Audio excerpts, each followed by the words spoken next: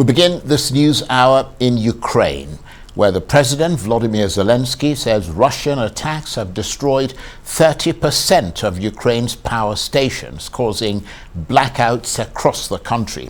He made the claim shortly after another round of airstrikes hit several cities, including the capital.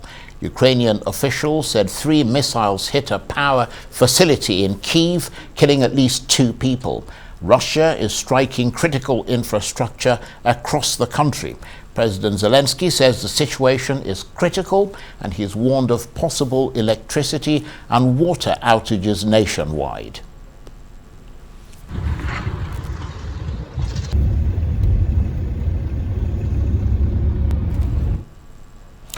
In Zhytomyr, the mayor there said there was no power or water in the city, and hospitals were working on backup power. Today, at 8:40, the enemy struck an energy infrastructure facility in Zhytomyr region. For now, 11 settlements of the region are temporarily cut off electricity.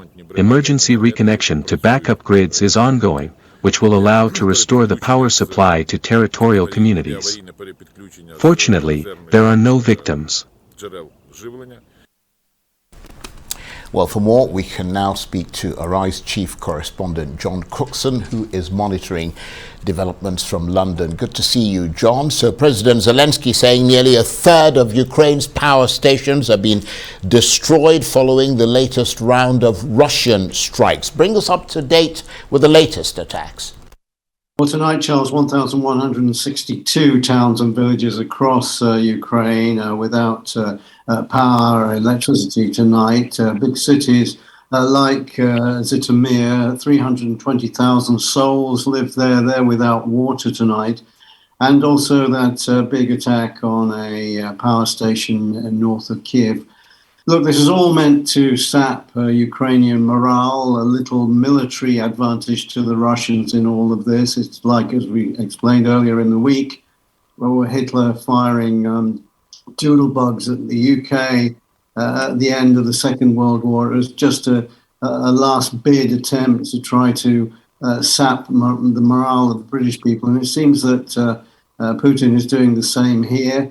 It's a relatively cheap operation for him. These missiles, the Shahab missile drone is about $20,000 to buy off the shelf. The Iranians have plenty of them. Russia's bought hundreds of them.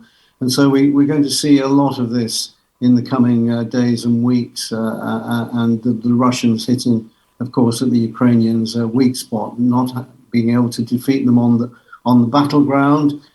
Then they go after the civilian population and try to weaken morale as much as they can. Now, in Britain's case, 80 years ago or so, it had the opposite effect. The British people, they rallied together behind Churchill, and the end of the war came.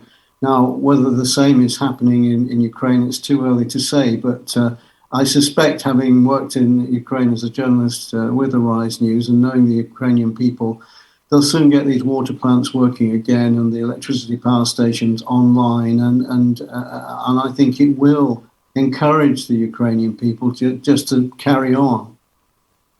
Nevertheless, John, as you said, the Ukrainians trying to repair the damage, but we understand there is much concern about whether the system can cope as winter approaches. And this, of course, a deliberate strategy by Russia, as you said, targeting civilian infrastructure to damage that infrastructure ahead of winter. And there seems to be the impression, and you know this better than we do, that strategy is working, because residents appear to be becoming more concerned about how they're going to face the cold winter months.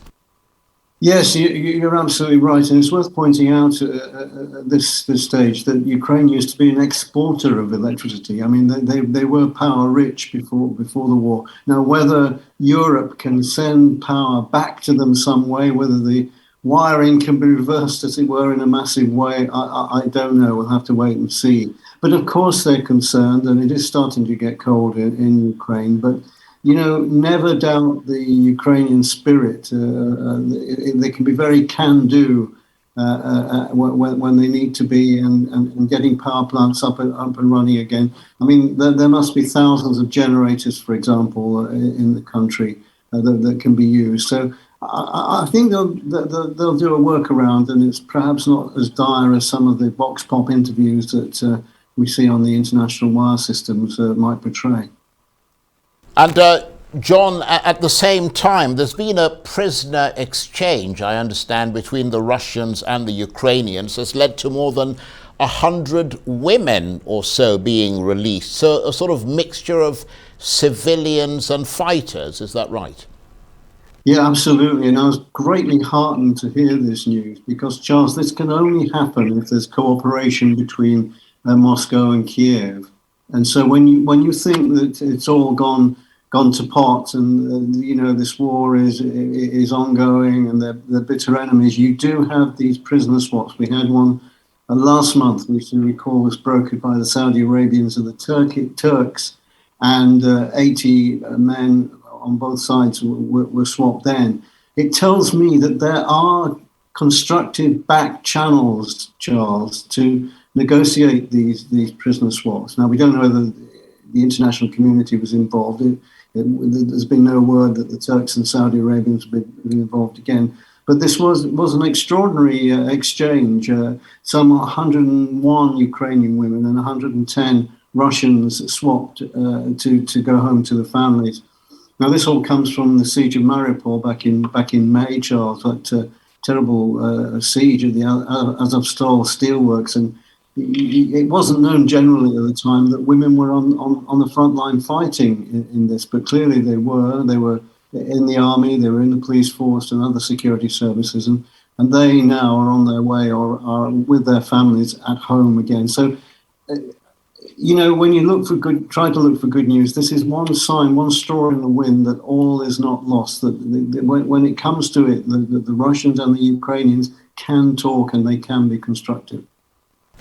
Well, absolutely, John, and we are always reminded of the wealth of experience that you've had. I mean, you reported for Arise News across Ukraine and, of course, across many other parts of the world. John Cookson, Arise chief correspondent, with his latest analysis of developments around Ukraine.